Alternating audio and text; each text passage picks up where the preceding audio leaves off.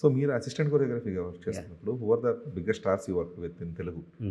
తెలుగులో నేను మహేష్ బాబు గారితో చేశాను, ఎన్టీఆర్ గారితో చేశాను, ఏం రామ్ చరణ్ గారితో, ఆర్ఆర్ఆర్ బాహుబలి, ఓకే. ప్రభాస్ గారితో చేశాను, రవితేజ గారితో చేశాము. మ్యాక్సిమం తెలుగు ఇండస్ట్రీలో అందరి మ్యాక్సిమం హీరోస్తో నేను పనిచేశాను. ఓకే.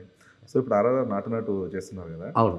సో నాటు నాటు అంటే there were around some 9 to 11 takes for that అని చెప్పేసి ఆ ఇంటర్వ్యూస్ టైంలో వాళ్ళు చెప్పారు. అవును. కట్ చేసి మళ్ళీ ఫస్ట్ టేక్ ఏదైతే ఉందో అదే తీసుకున్నారు. అది తీసుకున్నాము. అవును.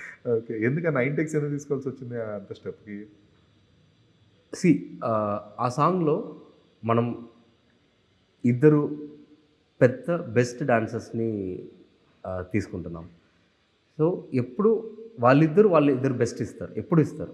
కానీ ఒక డైరెక్టర్కి కానీ ఒక కొరియోగ్రాఫర్కి కానీ దాన్ని ఏ మాత్రం ఒక చిన్న తేడా లేకుండా 100% ఆ జడ్జ్మెంట్తో మనం ఫ్యాన్స్కి వెళ్ళి ఇవ్వాలి కదా. దానికోసం ఉన్న ప్రయత్నం అది, అంతే తప్ప ఇంకా వాళ్ళు ఇది లేదు బాగాలేదు అన్నది కాదు.